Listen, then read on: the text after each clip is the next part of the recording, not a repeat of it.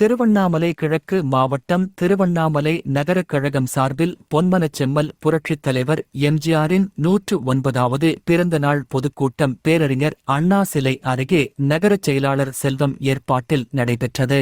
சிறப்பு அழைப்பாளராக முன்னாள் அமைச்சரும் கிழக்கு மாவட்ட கழக செயலாளருமான ராமச்சந்திரன் மற்றும் முன்னாள் அமைச்சர் சின்னையா ஆகியோர் கலந்து கொண்டு சிறப்புரையாற்றினர். முன்னாள் அமைச்சர் எஸ். ராமச்சந்திரன் பேசுகையில், இப்படி எல்லா வகையிலும் ஒரு மந்திரி பேசி இந்த சைவ வைணவத்தெல்லாம் பேசி ஒருத்தனுக்கு பதவி போச்சு. அந்த அளவுக்கு வாய்க்கொழுப்படுத்து சட்டத்தை மீறி எதிரில் இருக்கிற மனிதர்களினுடைய உணர்வுகளை கூட மதிக்காத அதிகம் பேசுகிற அமைச்சர்களை வைத்துக் கொண்டு இன்னைக்கு ஸ்டாலின் கனவு காண்கிறார். அடுத்த ஆட்சி தொடரும் என்று. திமுக வரலாற்றில் எப்போதும் ஒரு முறைக்கு மேல் மீண்டும் ஆட்சிக்கு வந்ததில்லை. இந்த முறையும் அதுதான் நடக்கும். நாம் எப்போதும் தொடர்ந்து ஆட்சிக்கு வந்து கொண்டிருப்பவர்கள், வருவதற்கு மக்கள் துணை நிற்பார்கள்.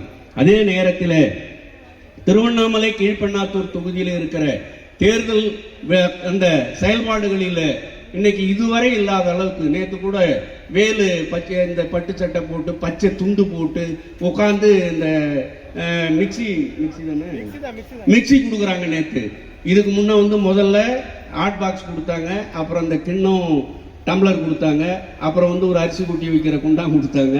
நேற்று மிக்சி கொடுக்குறாங்க. அப்போ இந்த திமுக மீது 5 ஆண்டு கால ஆட்சியில் திமுக மக்களுக்கு நன்மை செய்திருக்கிறது, ஸ்டாலின் அரசு நன்மை செய்திருக்கிறது. திருவண்ணாமலையிலே வேலு இந்த திருவண்ணாமலை மக்களுடைய தேவைகளை எல்லாம் பூர்த்தி செய்து விட்டார், இங்கே எந்த குறையுமே இல்லை என்று சொன்னால், நீங்க ஏன் இத்தனை முறை இந்த 6 மாசத்துல இத்தனை பாத்திரங்கள் சலுகைகள் இவ்வளவு ஏன் செய்றீங்க?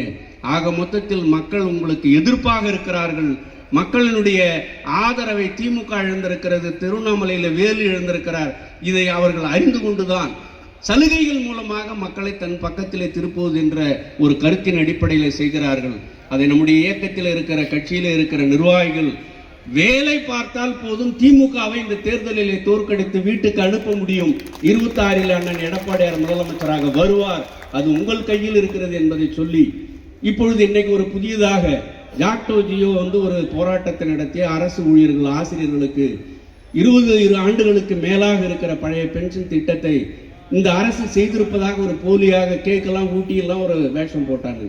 இன்னைக்கு அந்த அமைப்பில் இருந்து பிரிந்து ஆக்டிவ் ஜியோன்னு ஒரு அமைப்பை உருவாக்கி ஆசிரியர்களும் அரசு ஊழியர்களும் அதில் இருந்த 75% பேர் உறுப்பினர்களாக சேர்ந்து மீண்டும் போராட்டத்தை தொடரப்போகிறோம் என்று அறிவித்திருக்கிறார்கள். ஆகவே இந்த 5 ஆண்டு காலத்தில் திமுக ஆட்சி, ஸ்டாலின் ஆட்சி எந்த நன்மையும் மக்களுக்கு செய்யவில்லை. எல்லா வகையிலும் அவர்கள் கொள்ளையடிப்பது, பணம் சம்பாதிப்பது, கட்சியில இருக்கிற எல்லா கெட்டவனங்களையும் பாதுகாப்பது, இதைத்தான் செய்து கொண்டிருக்கிறார்கள். தர்மத்துக்கு எதிராக, இந்த ஆன்மீகத்துக்கு எதிராக இப்படிப்பட்ட செயல்களை செய்து நீதிமன்ற வரைக்கும் போய் இப்ப திருப்பரங்குன்றத்தில் ஒரு தீபம் ஏற்றுவதற்கு ஒரு பெரிய பிரச்சனையாக்கி உச்ச நீதிமன்றத்துக்கு போயிருக்கிறார்கள். எவ்வளோ பிரச்சனை இருக்குது.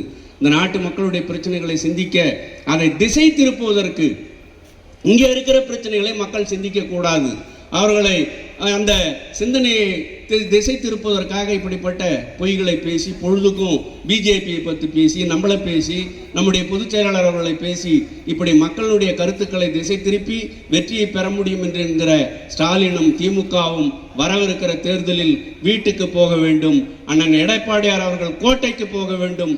அதற்கு நீங்கள் எல்லாம் துணை நிற்க வேண்டும். திருவண்ணாமலை தொகுதியும் கீழ்பண்ணாத்தூர் தொகுதியும் வெற்றி பெற்று அண்ணன் முதல்வராவதற்கு நாம் துணை நிற்போம் என்று சொல்லி இந்த புரட்சித் தலைவர் எம்ஜிஆர் அவர்களுடைய பிறந்த நாளில் உறுதியேற்றுக் கொள்ள வேண்டும் என்று உங்களை எல்லாம் அன்போடும் பணிவோடும் கேட்டு வருகின்ற உங்கள் அத்தனை பேருக்கும் என் நெஞ்சம் நிறைந்த நன்றியை உரித்தாக்கி நிறைவு செய்கிறேன். நன்றி, வணக்கம்.